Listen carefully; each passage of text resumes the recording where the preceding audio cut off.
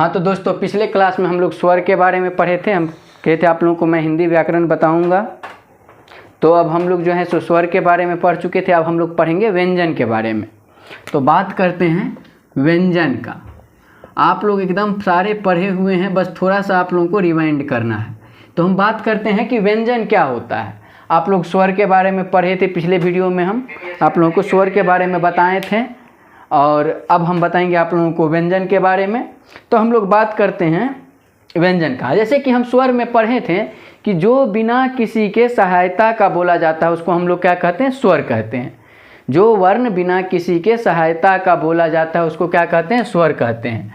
जो वर्ण बिना किसी के सहायता का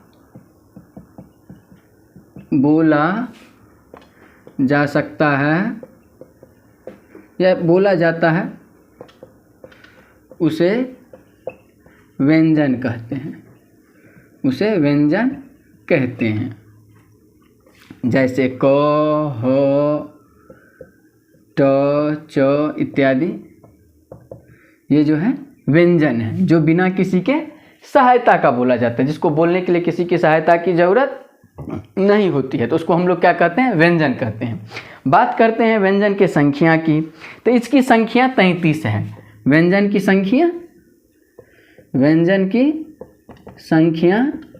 33 है। व्यंजन की संख्या 33 है। अब बात करते हैं कि ये 33 कौन कौन से व्यंजन हैं। तो 33 व्यंजन का अगर हम बात करें तो इसके लिए हमको व्यंजन के प्रकार में जाना पड़ेगा। तो अगर हम बात करते हैं व्यंजन के प्रकार का, व्यंजन के प्रकार का अगर हम बात करते हैं तो व्यंजन 3 प्रकार के होते हैं मुख्यतः। व्यंजन के प्रकार का अगर हम बात करें तो आप लोग जानते हैं कि व्यंजन 3 प्रकार का होता है। नहीं जानते हैं तो फिर यहाँ आप लोग देखिए। व्यंजन जो है 3 प्रकार के होते हैं। पहले होते हैं स्पर्श व्यंजन। पहले होते हैं स्पर्श व्यंजन। दूसरा होता है बाबू अंतस्थ व्यंजन। दूसरा होता है अंतस्थ व्यंजन। और तीसरा होता है ऊष्म व्यंजन। ऊष्म व्यंजन। बात करते हैं स्पर्श व्यंजन का। इसी में आप लोगों का क्लियर हो जाएगा कौन व्यंजन कितना है। कुल व्यंजन कितने थे हमारे पास? कुल व्यंजन 33। कुल व्यंजन 33। अब बात करते हैं हम लोग स्पर्श व्यंजन का। तो स्पर्श व्यंजन क्या होता है कि जिन व्यंजनों के उच्चारण में मुख से निकलने वाली हवा बाहर आने के पूर्व मुख के किसी भाग को स्पर्श करती है, उन्हें स्पर्श व्यंजन कहते हैं।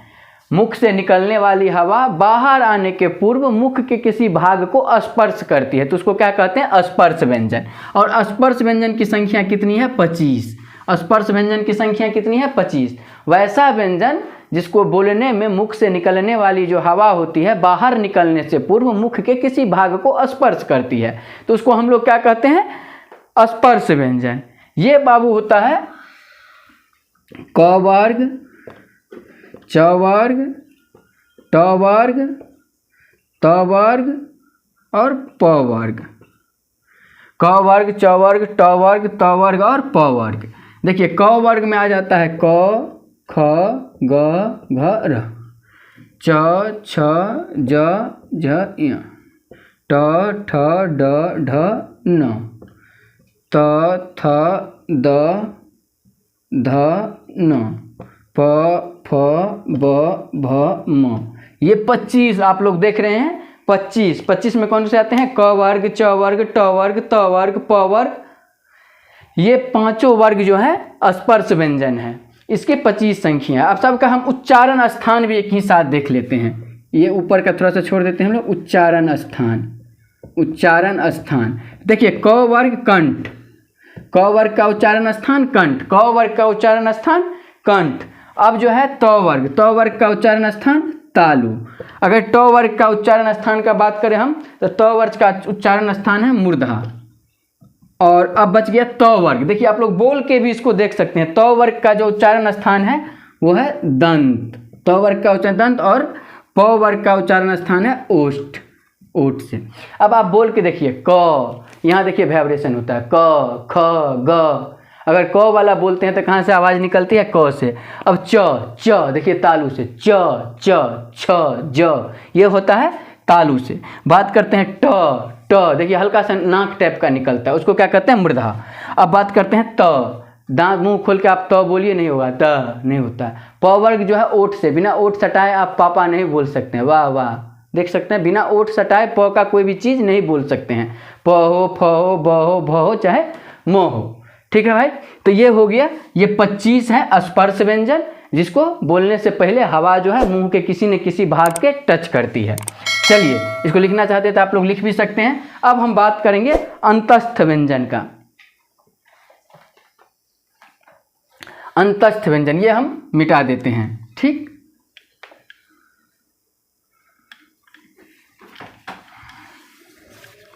अब बात करते हैं हम लोग अंतस्थ व्यंजन का। तो अंतस्थ व्यंजन की संख्या जो है 4 है। अंतस्थ व्यंजन की संख्या 4 है, 25 4 29। अब एक बच गया है ऊष्म व्यंजन, इनकी संख्या भी 4 है। तो अब हम बात करते हैं अंतस्थ व्यंजन की। तो जिन व्यंजनों का उच्चारण करते समय जीवा मुख के किसी भाग को पूरी तरह से स्पर्श नहीं करती है, उन्हें अंतस्थ व्यंजन कहते हैं।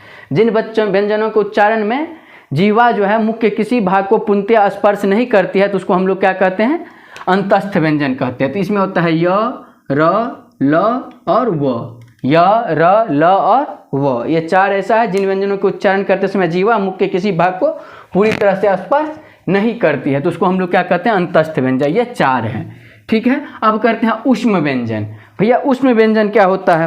तो जिन व्यंजनों के उच्चारण समय मुख से टकरा कर निकलने वाली वायु गर्म होकर बाहर निकलती है। देखिए नाम ही है ऊष्म, ऊष्म मतलब उष्मा, उष्मा मतलब गर्मी। तो जिन व्यंजनों के उच्चारण में हमारे मुख से निकलने वाली हवा गर्म होकर बाहर निकलती है, उसको ऊष्म व्यंजन कहते हैं। अब देखिए तालव्य स, मूर्धन्य स, देखिए आप लोग बोल के भी इसको देख सकते हैं। तो इसमें कौन कौन से बात आती है? तालव्य स, मूर्धन्य स, दंत स और ह, ये 4 ऐसे व्यंजन हैं। इसकी संख्या भी 4। हम 33 बोले थे कुल, 25 4 29, 31 3 33, ठीक हो गया। 25 4 29 4 33। तो ये चारों जो ये वैसी है, ये 100, ये हो गया मुख्यतः व्यंजन के भाग। अब हम बात करते हैं भैया, इसके अलावा एक होता है अतिरिक्त व्यंजन। अतिरिक्त व्यंजन होता है अतिरिक्त व्यंजन, अतिरिक्त व्यंजन कभी कभी पूछ देता है ये सब भी। तो अतिरिक्त व्यंजन आप लोग थोड़ा सा दिमाग लगाइए, क्या होगा? देखिए अतिरिक्त व्यंजन होता है र और ढ, इसका प्रयोग शब्द के बीच या अंत में होता है। जैसे र और ढ, इसको हम लोग कहते हैं अतिरिक्त व्यंजन। इसका प्रयोग जो है जैसे सड़क, जैसे सड़क, इसको बीच में अगर हम कहते हैं तो इसको कहते हैं अतिरिक्त व्यंजन। क्या कहते हैं इसको? अतिरिक्त व्यंजन। जैसे गढ़ना, गढ़ना, ये हो गया अतिरिक्त व्यंजन। इसमें कहीं दिक्कत होता है आप लोग कमेंट कर सकते हैं। आप लोगों के लिए मैं वीडियो बनाता हूँ, आप लोग लाइक सब्सक्राइब नहीं करते हैं, थोड़ा इसको भी आप लोग ध्यान दीजिए, शेयर कीजिए अपने दोस्तों से, ताकि आपके साथ साथ और लोगों को भी इस वीडियो का फ़ायदा हो सके और मेरा वीडियो बनाने का जो ये मकसद है वो आप लोगों के लिए सफल हो सके। चलिए खैर हम बात करते हैं अब आगे। अतिरिक्त व्यंजन के बाद अब आप लोगों को बताते हैं थोड़ा थोड़ा कुछ टर्म सब है, उस टर्म का हम बात करते हैं आप लोगों के साथ। तो टर्म का बात करते हैं। हाँ, तो अब हम बात करते हैं, एक टर्म है अयोगवाह। उस टर्म का बात करते हैं जो छोटा छोटा टर्म सब है, उसका सिंबल का हम बात करेंगे, ठीक है। तो अब बात करते हैं हम लोग सबसे पहले अयोगवाह का। तो अंग और अह, अंग और अह जो होता है, जिसको हम लोग बोलने के टाइम में तो कहते हैं अनुस्वार और विसर्ग। अंग और अह, इसको हम लोग कहते हैं अनुस्वार, और ये होता है विसर्ग। ये दोनों जो है इसको हम लोग कहते हैं अयोगवाह। इसको स्वर के बाद और व्यंजन से पहले रखा गया है। अयोगवाह का मतलब क्या कि अनुस्वार और विसर्ग, जो क्या होता है स्वर के बाद और व्यंजन से पहले रखा गया है। अब बात करते हैं हम लोग अनुस्वार का।